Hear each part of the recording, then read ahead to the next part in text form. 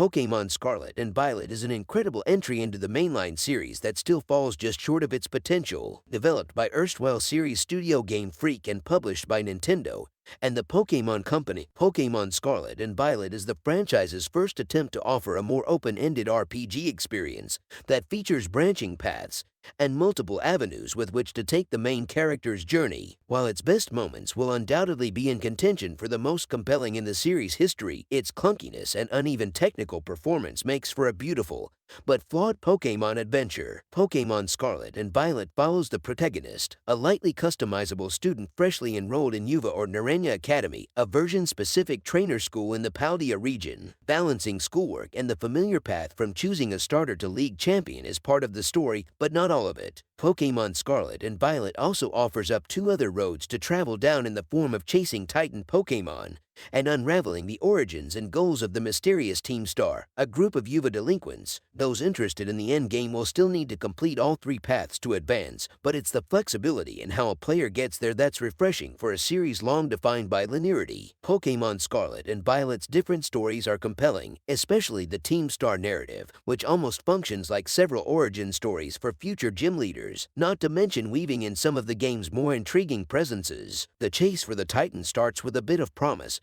but shows its hand way too early, becoming a fairly predictable adventure that eventually regains its footing to stick the landing. Finally, the tried-and-true gym leader battles remain a highlight of Pokémon Scarlet and Violet, though the challenges to unlock them are often tedious rather than interesting. If there's one main takeaway from the multifaceted journey of Pokémon Scarlet and Violet, it's this: as the series continues to expand its scope and incorporate larger, spiraling narratives, it is in desperate need of even more compelling characters. Too many characters remain shallow in their representation, though character designs should be rightly praised for how diverse the looks of everyone in Paldea are. In terms of personality, there's still too many one-beat characters, and the many that are exciting need more screen time and dialogue. Pokémon has been chasing the shadow of N since Pokémon Black and White, and Scarlet and Violet provides the best iteration of story since then. Many of its best ideas come late, and a more engaging early narrative would serve future open-world games well. That said, there is the foundation here for that kind of colorful, compelling cast of trainers in future games. Pokémon Scarlet and Violet has light social sim elements in Yuva Academy, with the player able to develop a friendship with many teachers, take exams,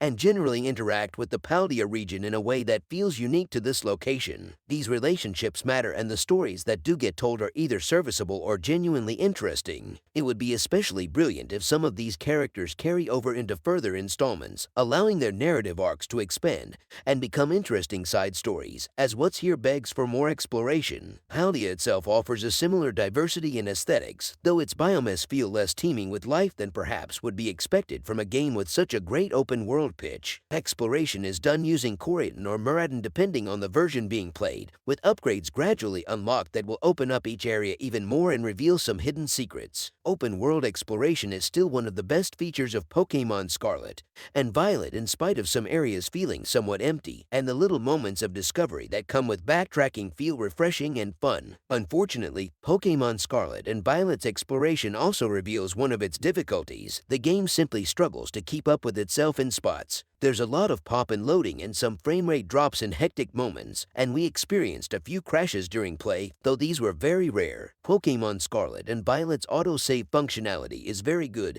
and made sure to make those rare crashes much less frustrating, but it's worth keeping an eye out. As far as battles are concerned, Pokémon Scarlet and Violet is, as with much of its systems, something of a mixed bag. Open-world battles are great and make targeting specific Pokémon for capture much easier, and the broad range of available Pokémon makes team building in Pokémon Scarlet and Violet some of the series' best. Early areas feature plenty of types and early evolutions with big payoffs down the road, which makes for some tantalizing compositional strategies that can be implemented fast without much swapping. A lot of the complaints about Pokémon Scarlet and Violet battles are more about quality of life. An option to speed things up would be greatly appreciated, since grinding is much more fun as a concept in an open-world Paldea, and the camera gets pretty wonky in spots, with clip-in on the ground revealing the empty underneath of the region on occasion. The biggest problem with battling And with the other Pokemon Scarlet and Violet systems that are at least somewhat gated by team level is scaling, because players can pick and choose where they're going on their adventure without much restriction. Certain paths will inevitably lead the player to regions that are either too strong or too weak for their team. While it's a bit of challenging fun to run into an over-leveled region and try a trainer's luck on a catch before fleeing, the weak areas make for a very dull slog, especially when it's a gym or a Team Star hideout. The Pokemon Center offers helpful pointers about where to go if a player feels lost, but following me still resulted in being over-leveled for other areas, so it's unclear what the priority system looks at for when these suggestions are made. This only came up a few times, so the general sense of where to put which level of content is spot on from Game Freak, but can result in the odd one-sided beatdown that takes away from the severity of a key story moment. In spite of its flaws, however, Pokemon Scarlet and Violet is incredibly hard to put down. The franchise's core concept is intact and as good as it's ever been, and the additional journeys are fun enough that their failings fall by the wayside in practice. New Pokemon Scarlet and Violet designs for the actual Pokemon themselves are either cool